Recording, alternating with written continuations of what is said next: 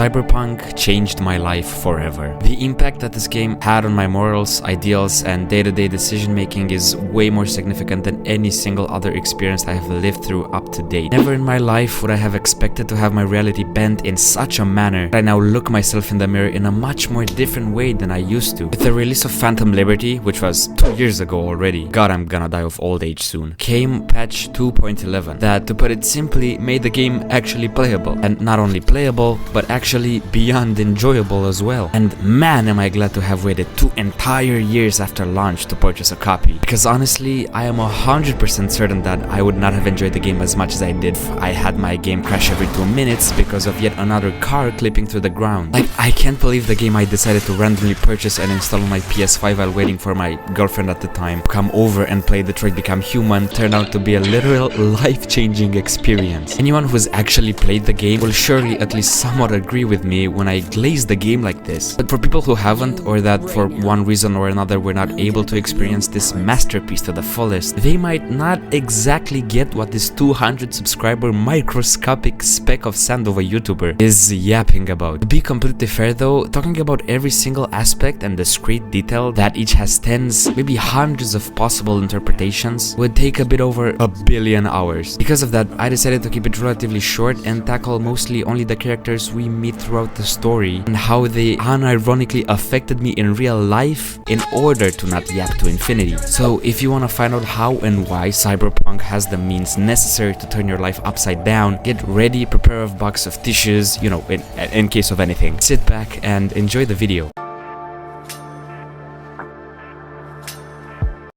One of the first instances of being introduced to some of the best written long-term relevant characters I've ever seen is meeting Evelyn and Judy and seeing how much they impact each other's lives. Keep that tongue on a leash. When you first step into Judy's office, there's no other way to explain the atmosphere other than you just feeling like a total stranger. Despite the fact that you are the protagonist, this is where you start to realize that this world, Night City, does not revolve around you in the slightest. I mean, Judy couldn't make that any clearer. Whoa, who? Runner for my crew, security specialist. She'll tell me what to look for while we analyze. No problem, I hope. Actually, it is a problem. Not what we agreed, Ev. Judy, T-Bug's a professional, discreet to a fault. You can trust her. Why? 'Cause you say so? Please, Judy. Despite your previous encounters with Evelyn, it's obvious that these two girls have a relationship that goes just way back. Yes, it is obvious that it's full of gaps and uncertainties, seeing as even after years of working together, Evelyn can't bring herself to tell her the full reason as for why you're in her personal space to begin with. But nevertheless, Judy understands, as if you couldn't tell, they really have a thing going on. They found the courage to put more than an ounce of faith into each other, and mutual trust is clear as day. Even for two co-workers in one of the safest and friendliest gang-affiliated parts of town, it is absolutely amazing to see how blatant they are about the fact that you are just another mercenary to them, and that they will always prioritize each other's safety above whatever mission they don't even really care about you got going on. In a weird way, I think this brought me closer to them, their lives, and maybe more sympathetic towards them than I would have been if either Judy or Evelyn was primarily reporting to us, the pair and protagonist, as the primary person of interest in terms of dialogue and world building. Their personalities are centered and built around each other, making these two characters feel in the most non-parasocial way possible alive. That is exactly why after the flop that was the Konpeki Plaza heist and Evelyn's disappearance, you actually feel the urgency to find her. Now, try to imagine for a second that Judy wasn't there. Imagine if all this time Evelyn spoke exclusively to you, and besides her contractual relationship, if it can even be called that, with Dexter Deshawn, was her only known interaction with other characters. Would you have still felt the same about finding her? Look at me in the eyes and tell me that you would not have felt forced to go find her, like the game just pushed this narrative down your throat. It would have honestly just become another quest in a video game that you complete because the game told you so. And I mean, that could have never been a possibility in the first place, seeing as at that point in the game, you do consider her someone who could potentially save your life. And if that was the reality we lived in, the game would have still been almost perfect story-wise. But what I mean to say is that her genuine humanizing relationship relationship with Judy makes her feel like more than a reward from a simple quest. You are rescuing a person that is extremely important to someone, and this exact thing is conveyed in a manner by Judy that I cannot help but glaze CD Projekt Red for. She stresses a lot. She is visibly uncomfortable and scared. Someone that spends her days tuning porn videos in a woman cave in this context would understandably shit her pants, and facing a situation as dire as losing the literal only person you put an ounce of trust in. After the flop that the Konpeki Plaza heist was, V and her turn everything in their path upside down in order to find Evelyn. Go door to door, from person to person, going further and further down the rabbit hole of degeneracy and exploring the depressing world that people like Evelyn, Joy Toys, spend their day-to-day lives in. It honestly just sucks having to talk to any of these low-life scumbags that make a living out of promoting the consumption of sick and twisted content, but in any other situation, the morally correct thing to do would be to, you know, fuck them up. But you have to confront your morals and your sense of self-righteousness. In fact, you're actually forced to, since the game literally does not let you hurt them before you've gathered info from them. And man, the self-control is hard to pull off. I mean, you are forced to talk to literal serial rapists, and in turn, you realize how harsh Evelyn's condition truly was. Honestly, when I talked to Fingers and Woodman, I was frankly just disgusted and maybe even a little angry? No, but seriously, knowing the fact that they put someone who is forced to sell their body in order to make a living and that has no form of protection other than that of a literal gang, not even public law enforcement, through the treatment of nothing more than a sex toy was eye-opening. At this point, I had literally forgotten about the fact that she can potentially save my life and that she could potentially make this game less than 10 hours long. I literally just wanted to find her and for her to be fine, especially after all the mental turmoil Judy has been going through that slips out occasionally in her conversations with V. Her desperation and determination are portrayed so well in the way she talks. You would have to try not to get invested in this part of the game that is not even mandatory in order to finish the game. Moving on, after letting some frustrations out on some people who definitely deserve it, you feel way better, right? And you're ready to finally rescue Evelyn now that you finally managed to track her down. I'm not gonna lie, I genuinely think that this part of the game is a metaphor for descending into the Inferno. Hear me out. Once you get inside the factory that she's locked up in, you have to fight enemies that get progressively tougher, and you begin to see how some people in Evelyn's place ended up the deeper you descend. To make this even better, there's a literal furnace near the lowest floor, possibly literally symbolizing the hell that all these people that ended up on operating tables and on the floor went through. However, finally, after a really tough battle for that point in the game, you finally found who you were looking for. The atmosphere here changes drastically and unironically in a sadistic manner. I mean, look at all the pink lights, hearts, and even heart-shaped pink bed. Quite a reassuring thing to find inside a gang-controlled factory when you're looking for someone known for being taken advantage of by disgusting freaks. But finally, even though she isn't responding, you finally manage to bring her back to safety. The relief that you feel here is indescribable. You know, like you actually really pulled something off. On the It's Jover / We're So Baroque scale, I was about here. For the next couple of days, you fuck around Night City with your chin up, feeling hopeful, and I was thinking that, who knows, maybe when Evelyn wakes up, she'll really know something about the ticking time bombs in V's head. Wow, what a great finale. There is just absolutely nothing that can ruin this moment. Understand. Hey, Judy, what's up? Can you come over, stat? Things are heating up in the Something city. happened? Yeah. Suits know one spark. Just come. All it takes for Japantown to go. Oh fuck.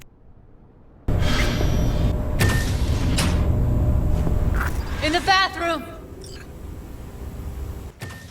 This scene honestly just fucking speaks for itself. Despite how strong she was up until that point, Evelyn just couldn't take it anymore, understandably so, and she did what she thought was right in order to spare herself from living with whatever was done to her in the back of her head. And for that to happen the second you leave her side, I don't even want to think about the amount of guilt you could be feeling. This was truly the first time this game genuinely fucked me up, because personally I didn't get that attached to Jackie. All that effort from Judy, going from serial gooner to serial killer in order to rescue the one person she thought she could put her trust in, just for Evelyn to take her own life when she thought she would get better if she had some space to herself. The way you talk to her feels so fucking real, man. Think about it. V just lost the possibility of saving their life, but that isn't even brought up because we already lost a dear friend, which is an absolute luxury to have in Night City. But at the very least, Evelyn had the privilege to choose how she dies.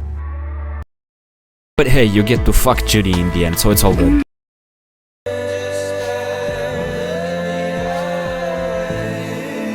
Tomi's introduction was just right in my eyes. Off the get-go, she seems trustworthy enough to give you a sense of hope and salvation, you know, her literally having ties with the president and everything, but she is mysterious and spontaneous enough to not seem forced into the game and into your life. Either way, I'm 100% sure that at this point in the game, Songbird holds way more power than necessary in order to just kill you. And I'm mentioning this because this information hits really different if you're on your second playthrough after the Killing Moon ending. Just talking to her like this, casually, it is such a good contrast with the rest of the DLC, because it's the only time where you're actually completely clueless as to what's going on. The same goes for how Reed is introduced. Despite his praises as the president's most trustworthy agent and actual friend, his Romanian way of greeting you leaves much to be desired in terms of trustworthiness. It's understandable though, seeing as this man has been a club bouncer for the past 7 years, only to be randomly called by an absolute stranger that needs his help in order to save the president. So with this in mind, right from the get-go, this dude seems more like a literal government secret than a person, 100%, no doubt about it. He is Myers' ace up her sleeve. She makes that absolutely clear for us, and that portrays him as more of a tool rather than anything else, like a person, for example. He doesn't move independently. He answers his call and duty in the same second the FIA beckons. But to cut things short, because I could talk about Reed for days, he is a man that believes in ideals for his country. He believes that he is fighting for something bigger than himself when he takes all these life-threatening missions directly from the president. And his reason for all this is just so damn simple and perfect. Reed is a good man. He puts everyone else ahead of himself, saving not only me by picking her up off the streets, but many other agents that frankly were just undeniably inferior to him in terms of potential. This simplicity is exactly why his development throughout the game is just so good. We learn together with him what happens when your country's ideals are nothing more than just words. As Johnny says, the moment you stop shitting carrots and they wave the value stick, fucking run, rabbit. Run. but the goodness of his heart and the wish to protect and raise Somi as a person keep him in this delusion, this desperate need for freedom that cages him from all possible angles. One thing that they both have in common is that they are nothing more than mere chess pieces for President Myers. Despite their different circumstances, they are both by all means two birds trapped in the cage of empty mortals upheld by their superior, who is clearly and undeniably using them for her own benefit. And I think this is an absolutely amazing metaphor more than anything. It made me think that honestly, to some extent, we're all like this. Either living with our morals that serve as cope more than anything in order to justify the unfair bullshit we all go through, like being used, taken advantage of, and overall being treated like nothing more than a cog in someone else's grand gear. Or what I find most relatable, knowing that you're fucked no matter what you do and desperately trying to fight against that wave that's inevitably going to swallow you whole. Going betrayal for betrayal, using the few dishonorable means that you still have at your disposal, such as but not limited to Myers, Reed, Hansen, and V, in Songbird's case of course. But for how much screen time she has, it'd be pretty counterintuitive not to give her the spotlight. In fact, I wouldn't even have minded at all if she was the actual protagonist of the DLC. Kind of already feels like she is though, in a way. I mean, she's literally the face of the game and all the endings are based around her, because she's the vessel of power that everyone fights over. Think about it. Myers wants her so she can access the alt-net beyond the black wall for her. Hansen wants her for the same reason. Reed needs to capture her and bring her back to Myers in order to fulfill his duty. And V needs her because she has the means necessary necessary to save their life. But where does that leave her?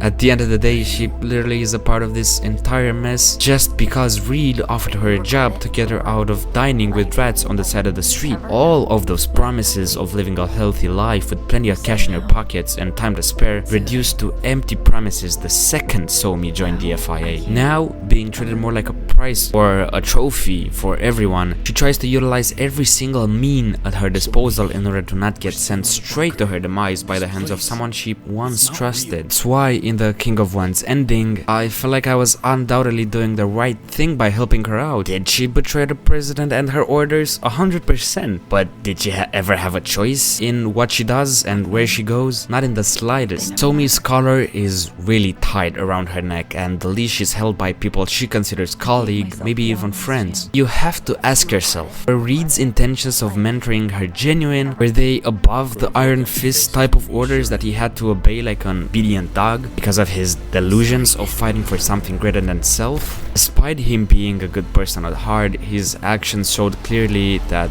the answer is no. This is the path that you walk if you want to be free. Now she is truly void of any friend in quotation marks that wants to put their hands on her for the selfless, again in quotation marks, reasons, and she gets to start anew, which is more than almost anyone from Night City can say. Songbird achieved it this time, out of pure luck. These intentions are what truly cut her chains from the government's grasp, beautifully displaying the irony of Night City. She walks free because she took the biggest gamble of them all, trusting someone. In the place where you put your life in danger if you form any kind of bond with someone, it is impossible to make it out of there alone. Once again, ironic, isn't it? However, if you choose to go against Somi for betraying the president's orders, which would slowly lead to her losing herself completely, you are shown a much more humbling possibility of how things end.